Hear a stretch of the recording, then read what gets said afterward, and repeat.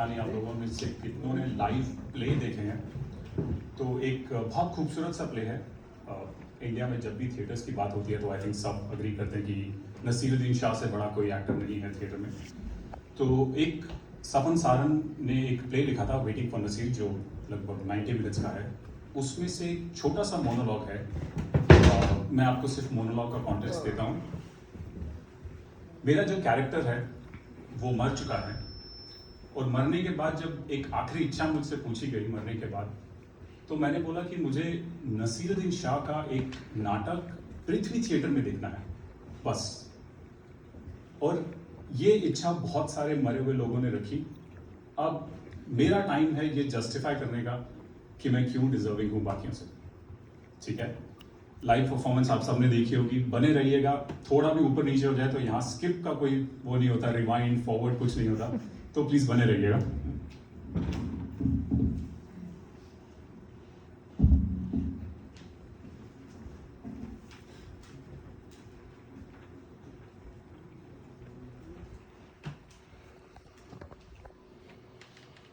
अरे तुम्हारा नाम क्या है? 16 साल का था मैं। हमारा घर छबील दास बॉयज स्कूल के बिल्कुल सामने वाली बिल्डिंग में था, और मेरे कमरे से स्कूल का हॉल दिखाई देता था। मैं देख रहा था कई दिनों से वहां कुछ अजीब अजीब लोग घंटों नाटकों की रिहर्सल नाटक करते रहते थे। उनमें से एक आदमी का नाम हर कोई लेता था, दुबे जी, दुबे जी। बड़े दिलचस्प किरदार थे दुबे जी।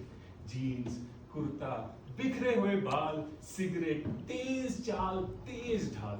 दूर से देख के पहचान जा दुबे जी को। उनके नाटकों की रिहर्सल के दौरान मैं भी कमरे में बैठे बैठे उनकी लाइनें गुनगुनाने लगा।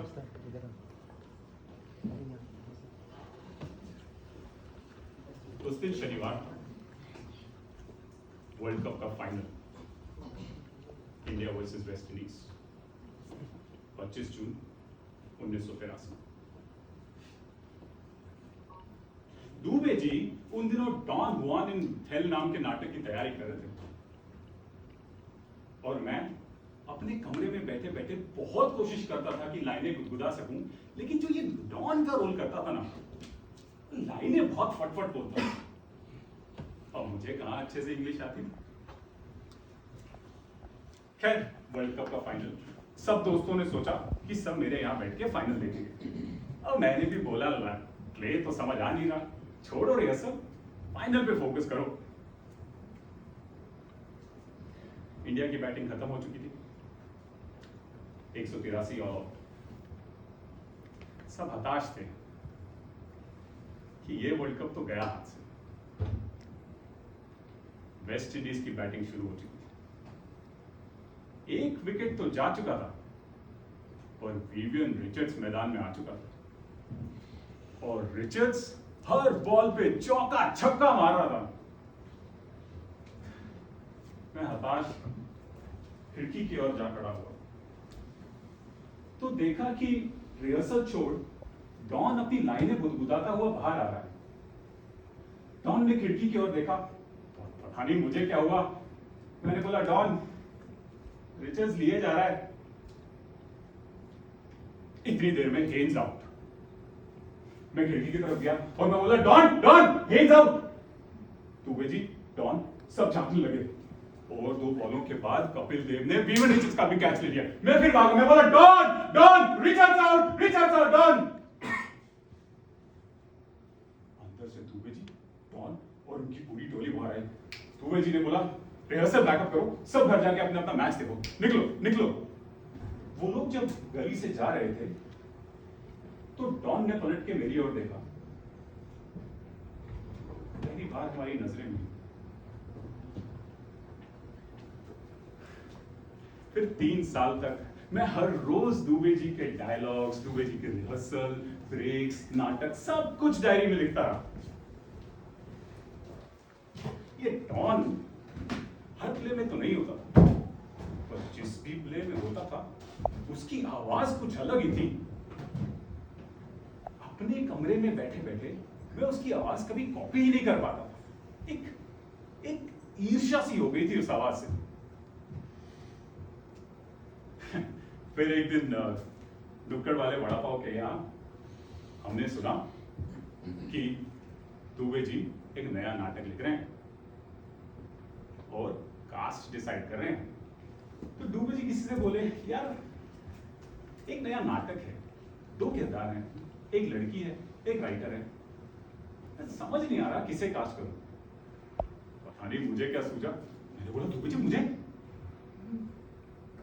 वो मेरी तरफ पलटे, मुस्कुराए, स्क्रिप्ट पकड़ा के चले गए। मैं तोड़ते हुए घर पहुंचा।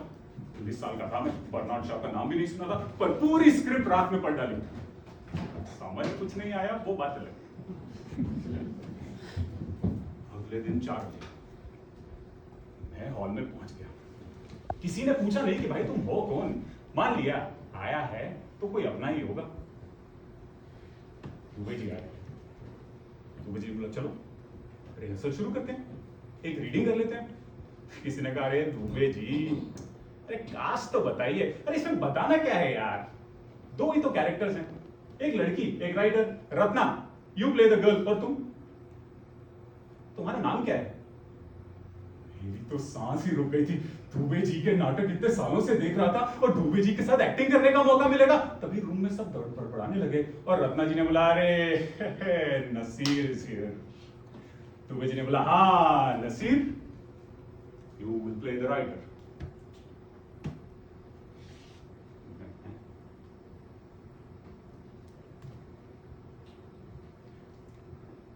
उस दिन से थिएटर और डॉन नसीर से मेरा अजीबोगरीब रिश्ता हो गया। जितना लोग बैकस्टेज जाके नसीर की तारीफ करते, मैं उतना ही अंदर अंदर घुटता चला जाता।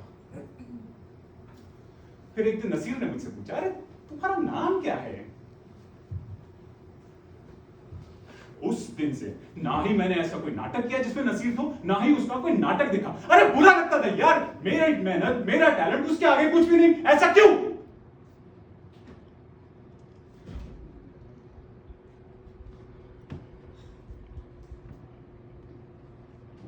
बाबा ने मेरी नौकरी लगवा दी। आगे पीछे छोटे मोटे रोल करता, थिएटर नहीं छोड़ा। सबको मंच के बीच और खुद को मंच के किनारे बेनाम खड़ा देख जिंदगी बीती।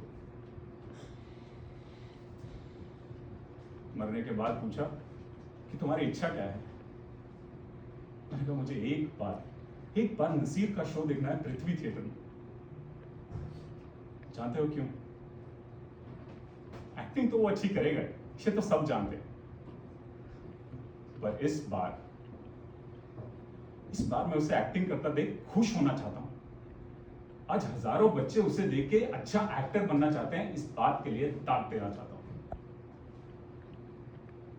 और सबसे जरूरी बात, इस बार मैं उससे मिलकर अपना नाम बताना चाहता हूं।